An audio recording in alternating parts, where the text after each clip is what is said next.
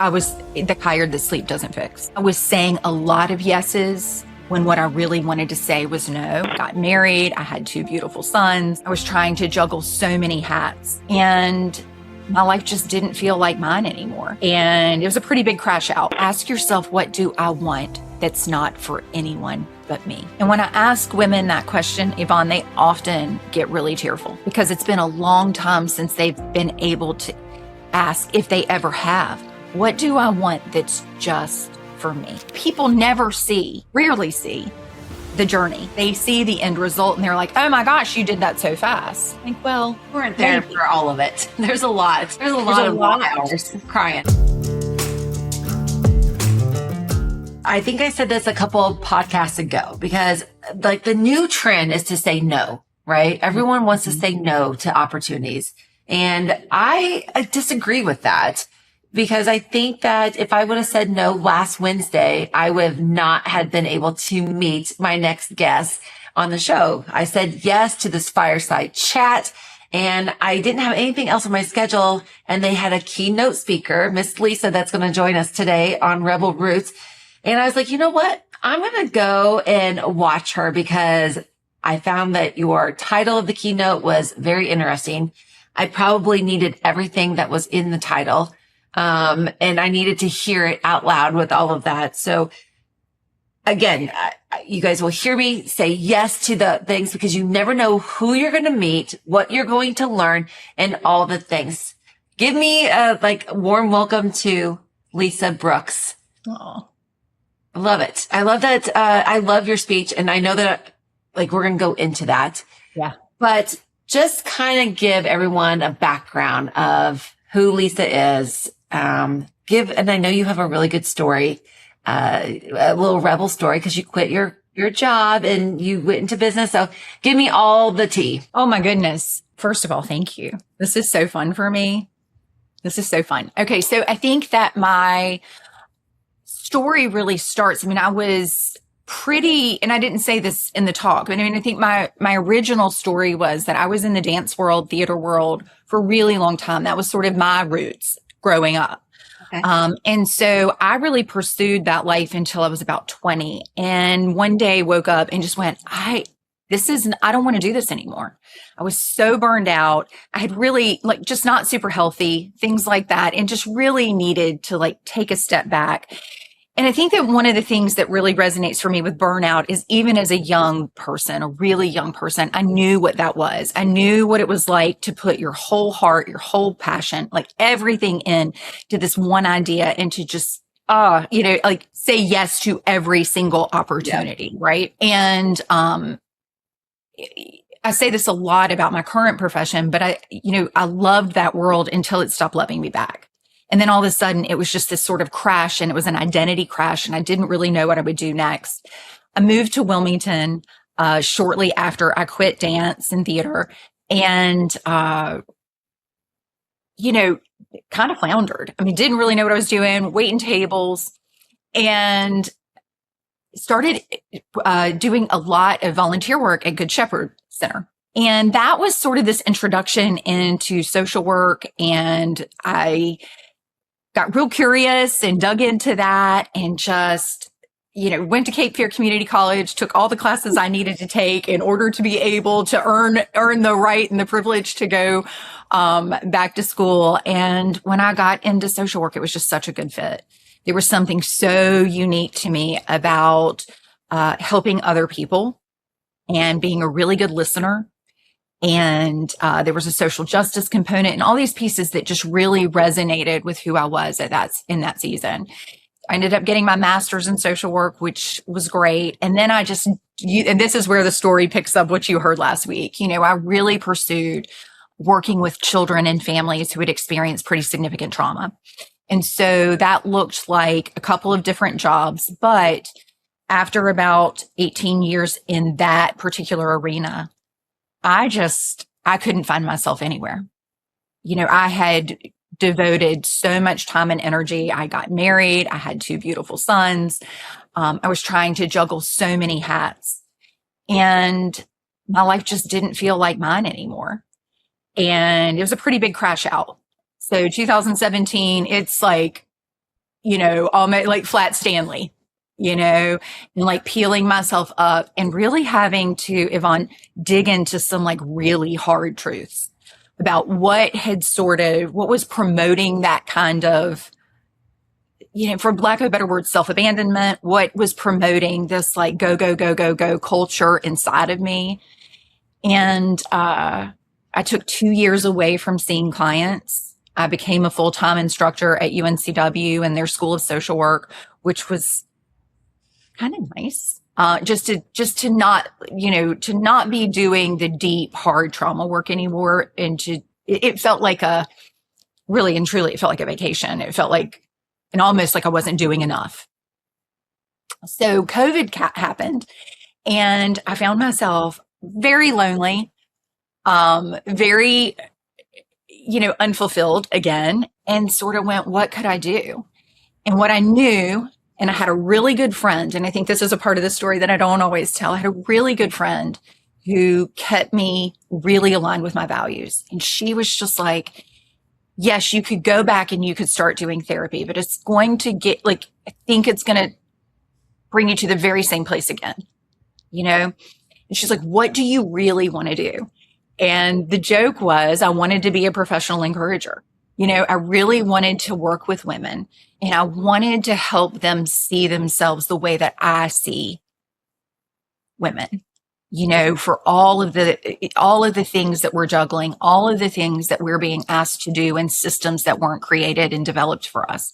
I wanted them to see what they had overcome and what could still be for them. And I wanted to help women unlearn rules that they had been following, perhaps even unconsciously, that weren't serving them well. And I just, I could visualize it and I could see it, but it also meant no insurance companies, no diagnosis, no treatment plans, cash only services. You know what I mean? And so there were a lot of people saying to me, it's not going to work. It's just not going to work. And I was like, well, you know what? If it doesn't, that's okay. I can try. And we'll see what happens. And it worked really well. And it's very interesting for me. Like, I don't advertise. I don't hustle. I mean, I'm always on social media, but not hustling for work. I mean, really just trying to speak the message. You know what I mean? Like, what is my message? What is it that I want people to hear? And I stay busy in a way that actually works for me. But not, you know what I mean? But very outside of the box. And the rebel part of it resonates because I think it was just this willingness to step outside of my professional identity and to create something that fed me. I took so many notes, during that whole intro. And I think the first thing I want to ask, when you were going through that first identity crash, how old were you? Oh, I think I was about 20 years old. Okay, 20. Yeah. And then you did a second one at around how old was that? Okay, let's see. Okay, so first one was 20. Second one, that was about 20, started at probably about 42. Okay. Yeah, I'm 53 now, so. Just two?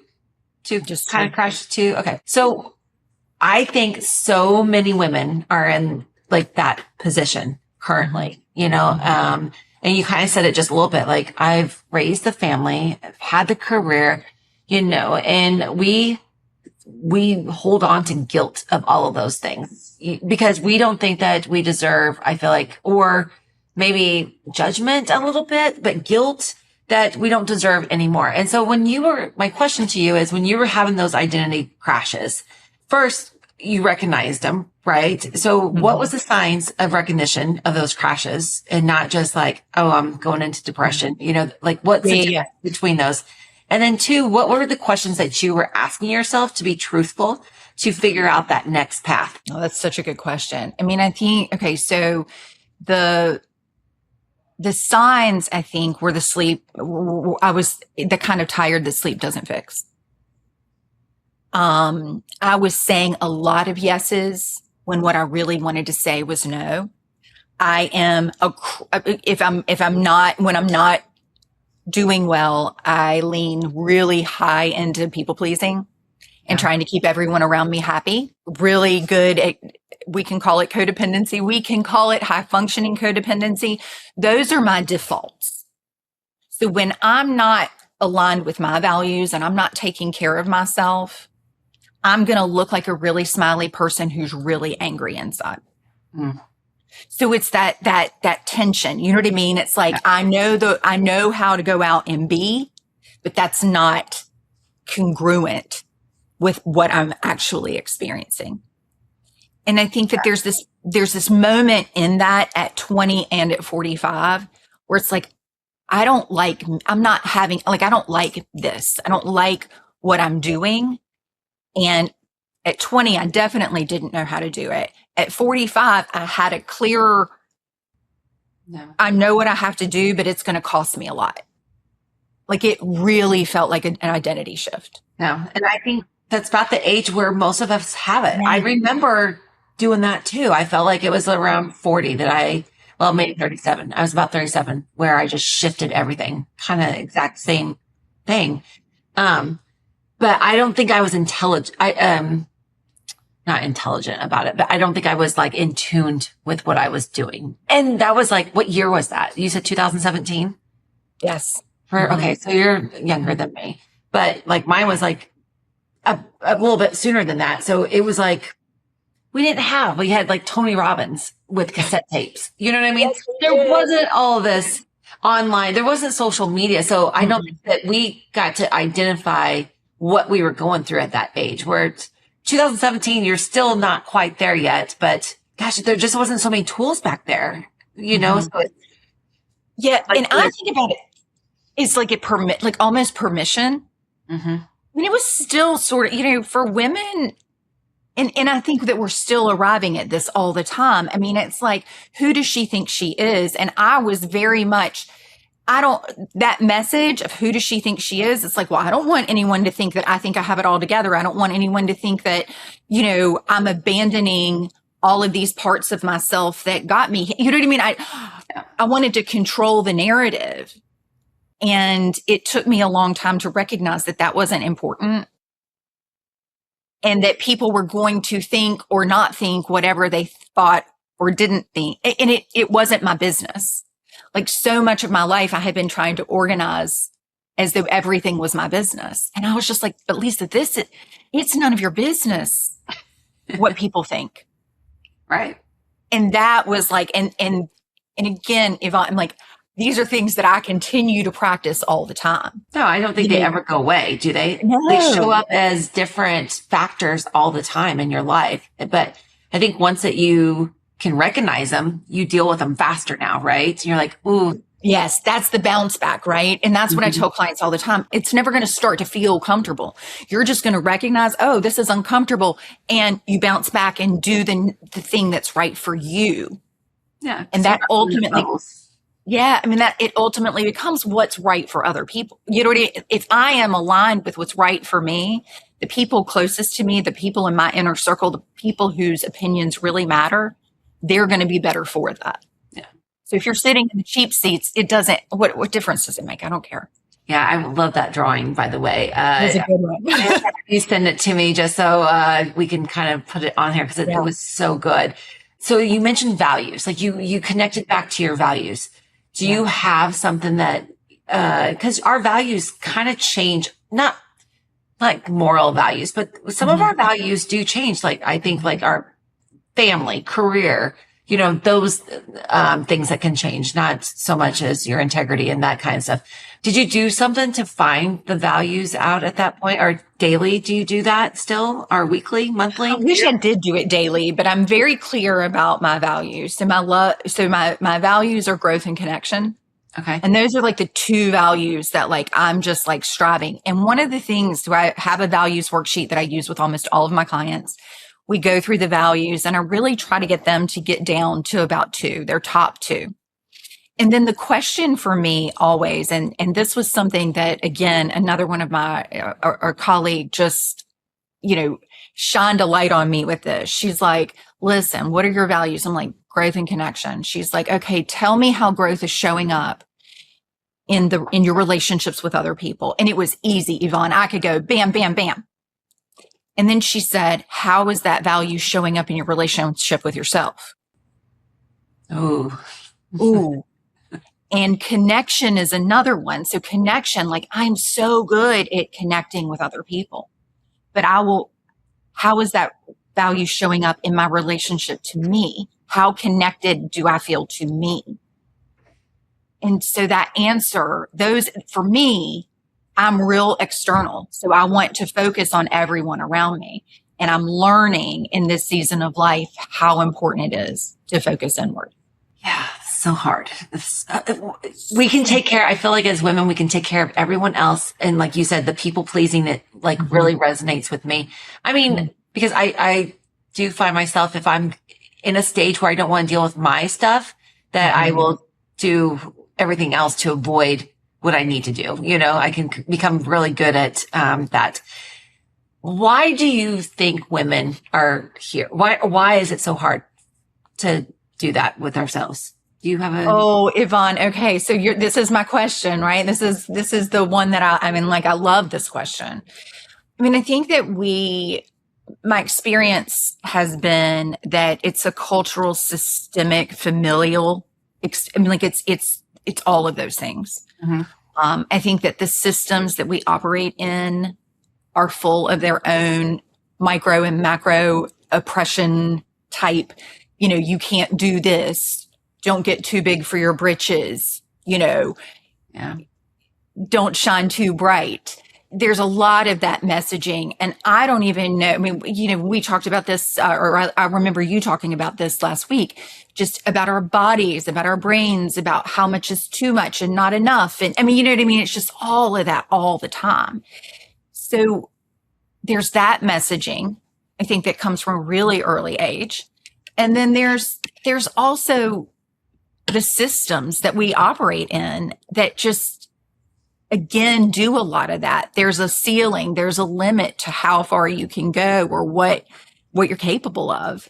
And so and then there's just the cultural pieces of it too. So you look at social media and there's so much competition and comparison and scarcity. And there's just, I mean,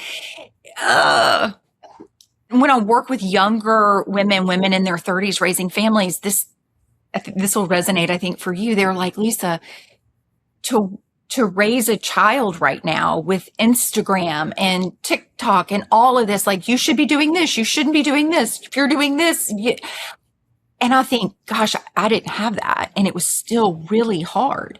So That's that cultural introduction of something now that is so widespread. Yeah.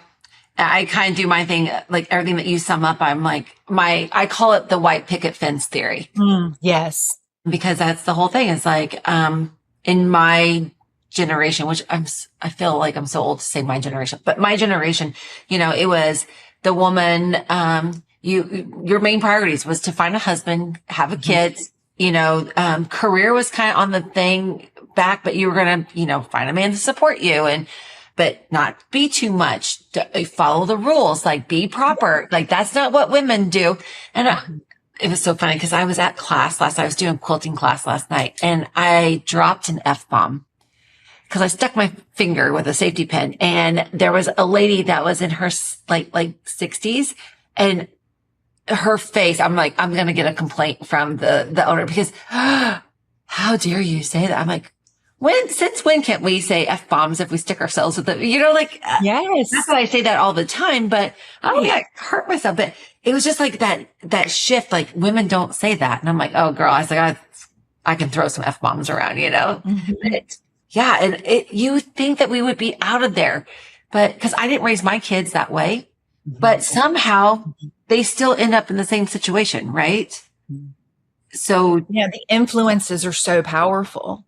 And so there is this sort of, I mean, I think that there is this midlife, maybe that's not fair. Maybe it can happen. I mean, I think it can happen before that, but it didn't for me. But this midlife sort of awakening of like, God, I've followed all the rules. I've done all the things. Why don't I feel better? Why don't I feel good? Why, you know what I mean? And it's like, oh, because actually sometimes feeling good is about breaking the rules. You know, I mean, you know, like that's so limiting.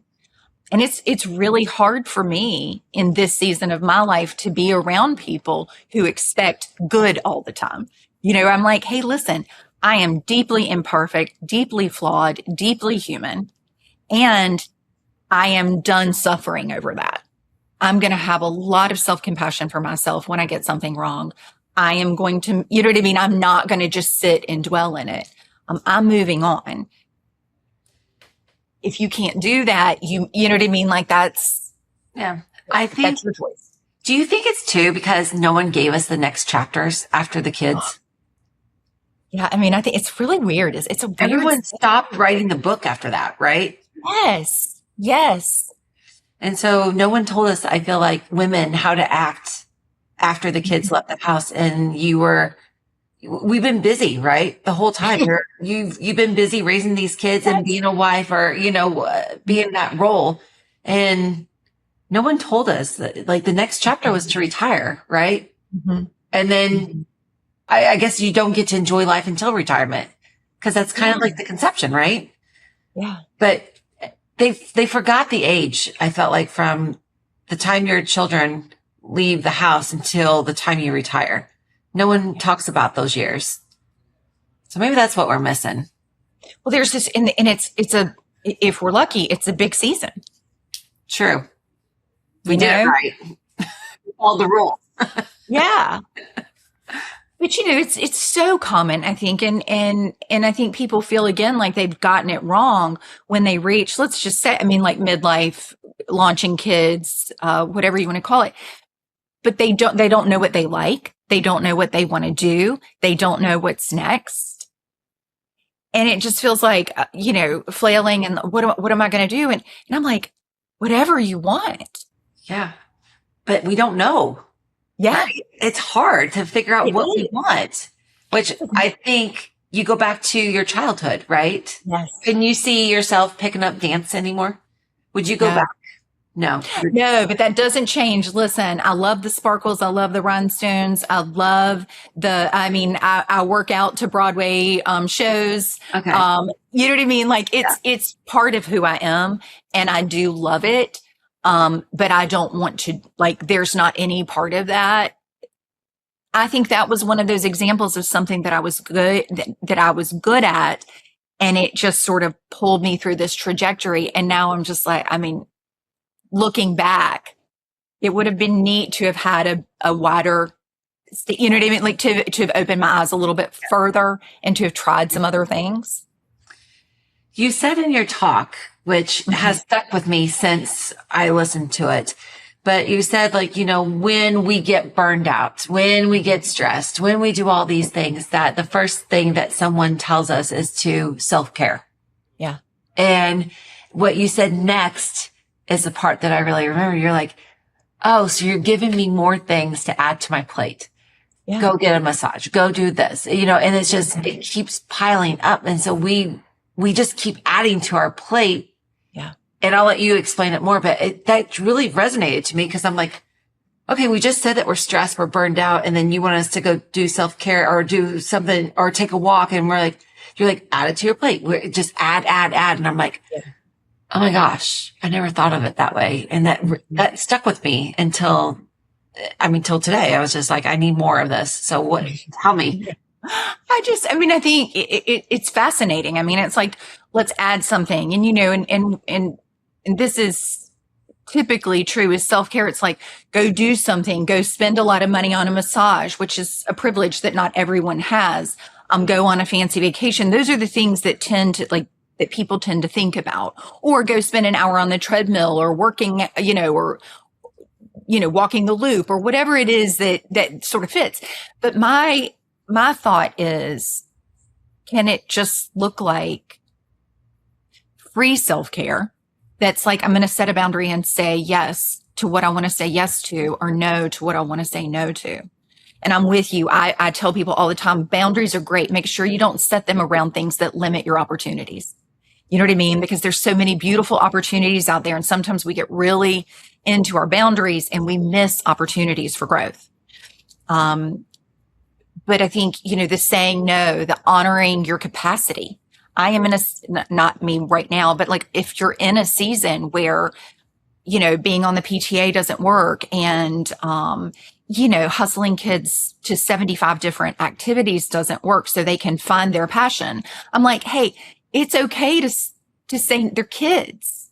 I just think we're giving ourselves a really hard time, and that there's some things that we could actually do that are going to be harder, and they are going to cost, because people aren't going to like it when you change the rules and you're saying no and setting limits and things like that.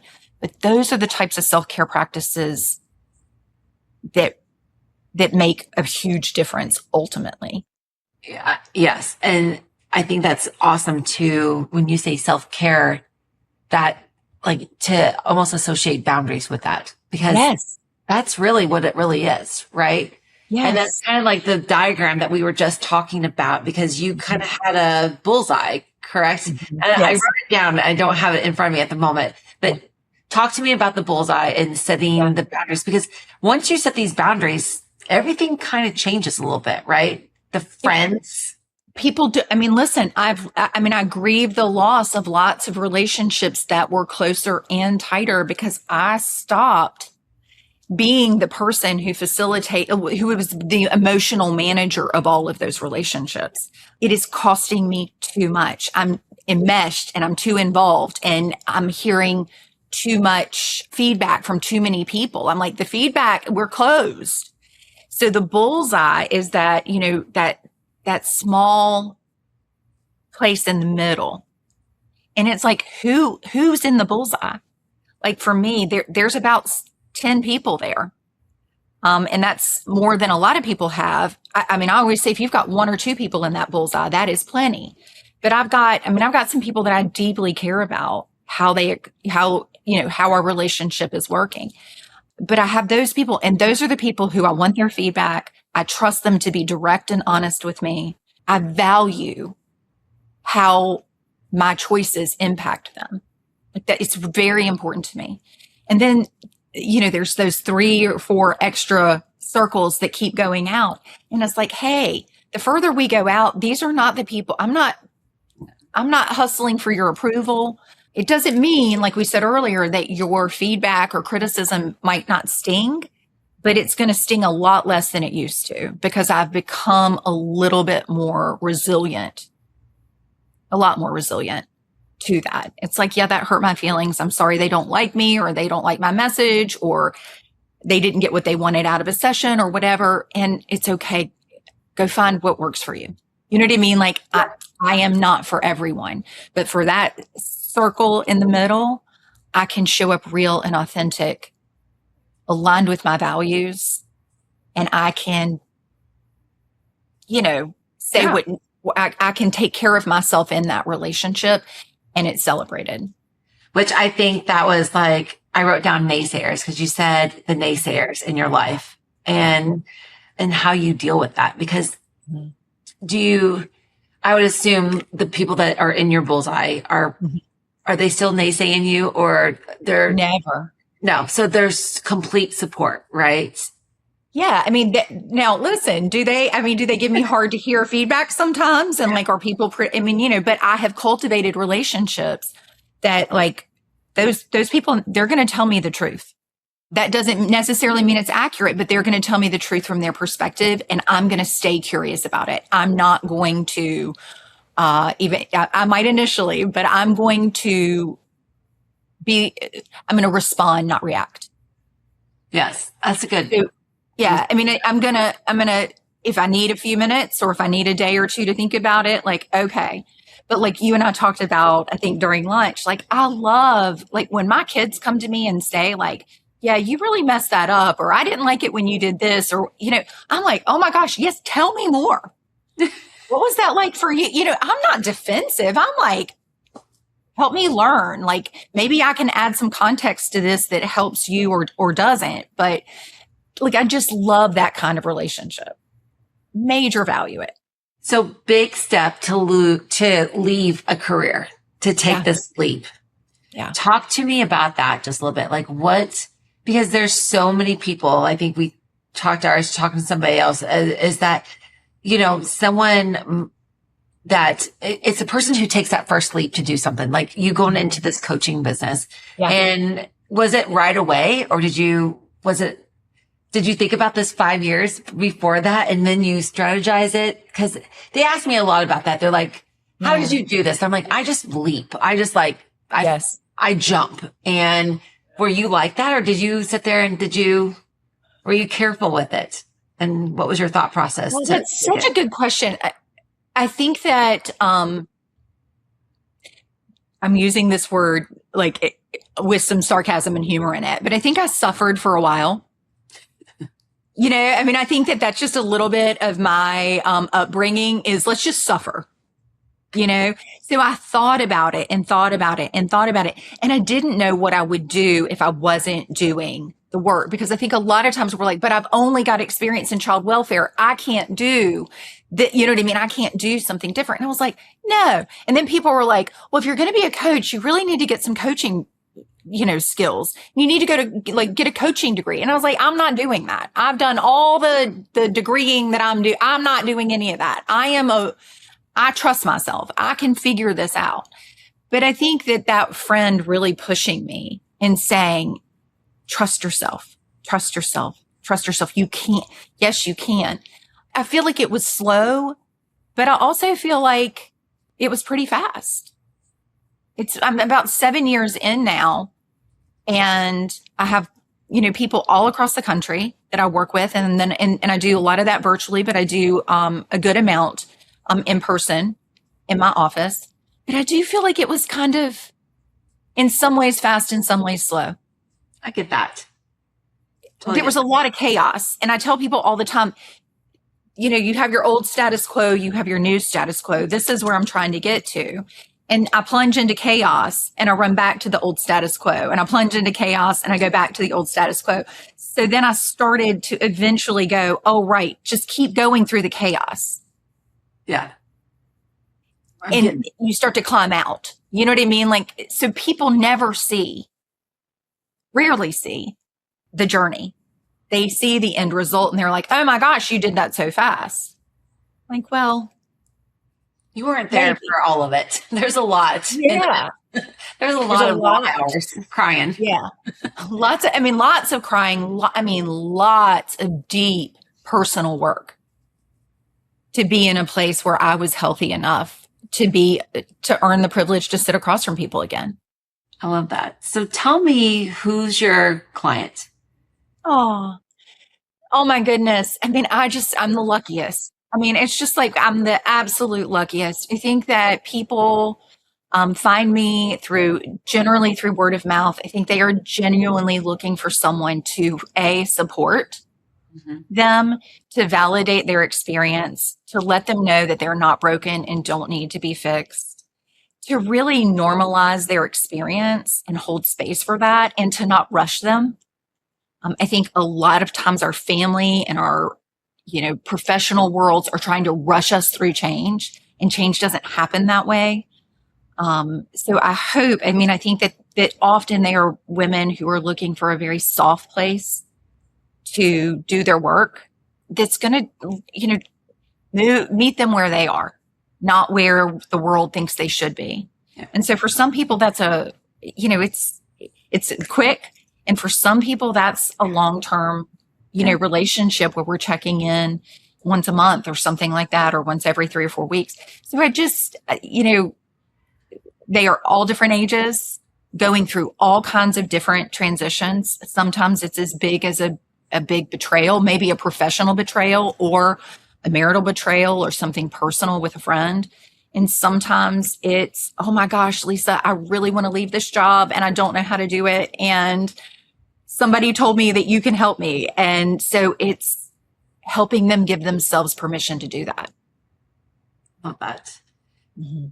Tell me without telling me your biggest success story, or your client story, without giving to me details of.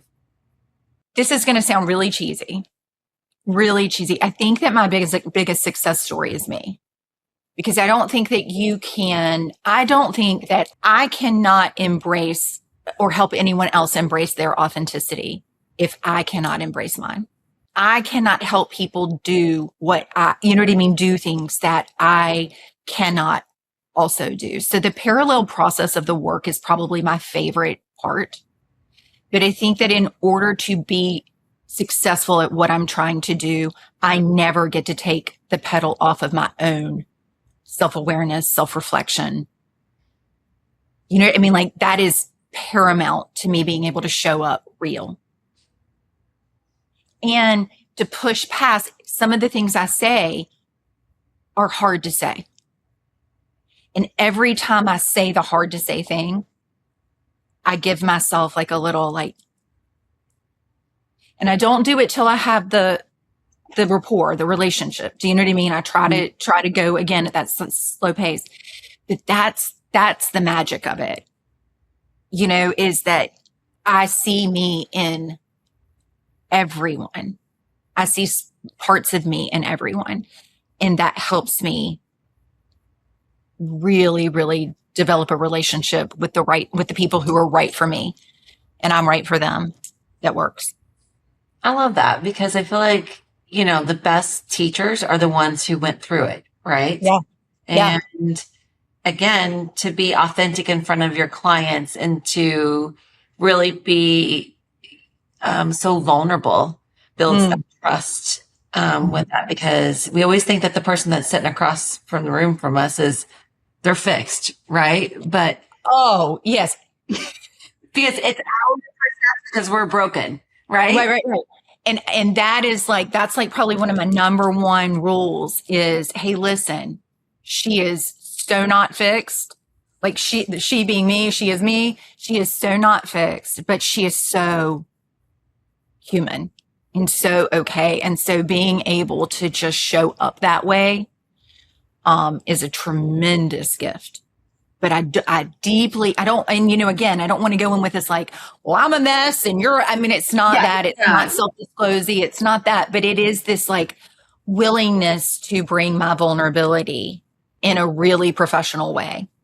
Yeah, because I do think sometimes the scary part of getting a coach or even a professional therapist or something, you know, with that is that you always feel like you're being judged on the other side of that. And I think that's the scariest part to open up to somebody is because of the judgment. And even though you're supposed to be in a safe space, you're like, silently, they're going to be talking about, you know, like I know they're going home and they're going to say, what a nutcase I saw today. Or, you know, like, so I think that's hard to open up to somebody and not feel that they're judging you from the other side. But again, like from how you just said that, if, you know, you're like, hey, I've gone through this, or I'm currently, you know, doing this too, because again, I think that we always think that we're going to be fixed right then and there, but we don't live in the bubble, right? And so we're going to be exposed to other things. And so there's other things. It's a cycle, right? But I think it's just how quick you identify with it and how you can go seek help if you need it, you know, faster the next time than you let it drag on for 10 years the last time.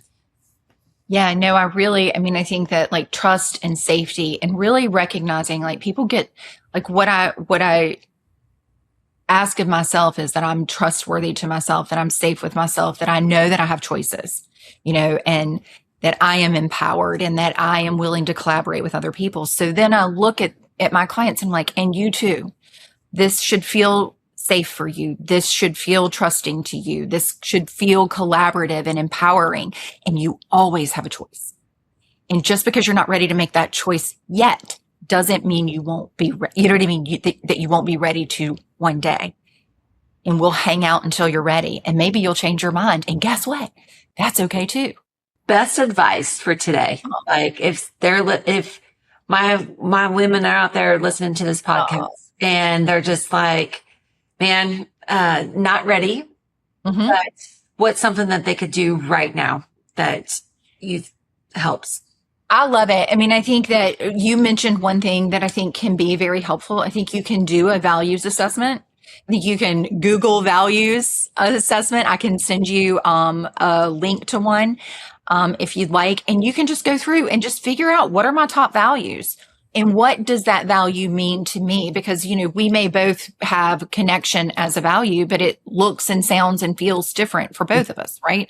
So really figuring out what are my values? How do I define them? And what is my life like when that value is showing up? And what is it like when it's not? So I think that's just a really easy self-care practice that you can do that it takes a little time, but it's not a to-do list necessarily thing. It's something that's for you. And gosh, what would be another where my brain automatically goes is to just ask yourself, what do I want that's not for anyone but me? And when I ask women that question, Evonne, they often get really tearful because it's been a long time since they've been able to ask, if they ever have, what do I want that's just for me? And if the answer doesn't come, cool, let it resonate, put it on a sticky note somewhere so that you keep coming back to it and you can start to sort of breadcrumb it. Like, ooh, I think I would like a day of silence. I think I would like, to go somewhere. I think that I would like to clean off my kitchen counters. Like whatever it is, yeah. I think I'd like a date. I think, I'd like to go somewhere with someone. I love that because when you first asked that question just a couple seconds ago, I was like, I think some of us take on such a bigger answer than what you just gave, right? Mm-hmm. We think that we have to plan for the next 3 years of what we want. Yes. Right. And so when you said that, I was like, oh my gosh, I don't know how to answer this. And then you're like, I just want a moment of silence. I want to clean off my counter. So it doesn't have to be major, because it can be small and build to those. And I think that's so cool. Yeah. I get tickled, I think about just the micro movement. You know what I mean? It's like just one little micro movement because not everybody's in a season where they can make a big career change. I've been in those seasons where that wasn't like whether I wanted to do that or not, that wasn't accessible to me. And so I don't ever want to go out and promote. Yes, we have responsibilities. We're accountable to certain things. And so, but what are those micro movements that I can do? I'm just going to say no to the invitation to volunteer at the book fair. That's what I want to do for me. Yes, someone might get upset about that and go, but you always volunteer at the book fair. Not this year. Not this year. So I like just making let's not overwhelm ourselves trying to be fancy. Yep. Let's just little micro doses. No. And that's kind of like I started off saying that I said yes to this. It was because I said no to all the other things that I could say yes to this event to show up. So that was like, yeah, when you say that, it's like, okay. Cause I normally would say, no, I'm too busy. I need to do this and this. And I'm like, but am I? I'm not. Like, I have the flexibility to say yes to this today. And maybe there's an opportunity there for me, and obviously to meet you that day, Yes. And I will tell, I think I told you this, but I was so excited when they reached out and said, oh, and afterwards there's a firefight side chat with Evonne. I was like, done. I'm staying. I'm not leaving. Like whatever's on my calendar, we're pushing that off. So it was a wonderful yes for me too. All right. So what's the future hold for Lisa? It's a really good question. I have one thought, like one project that's on my agenda right now is to do some type of written coaching program that would be accessible online. And also, I'm resting right now. That's resting. You just right now. gave me anxiety when you said that. I'm so sorry. I was like, oh my God, you're resting. Yeah, but how cool is that to say out loud? Mm-hmm. I'm in the resting. I was supposed to be resting too, Lisa, for the next 3 months, but I know. It's not easy. It's so hard, but so hard. I just really, truly need to rest. I love that. Yeah. Tell everyone where they can find you at.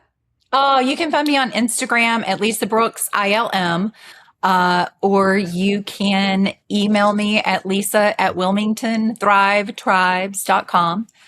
And those are probably the two easiest. And if not, if you can't find those two, then you just reach out to me and I will link you guys up to her. It has been so much fun today. Thank you. I love it. Thank you so much for inviting me. And thank you for saying yes last week. That was just one of my favorite days. Mine too. Mine too.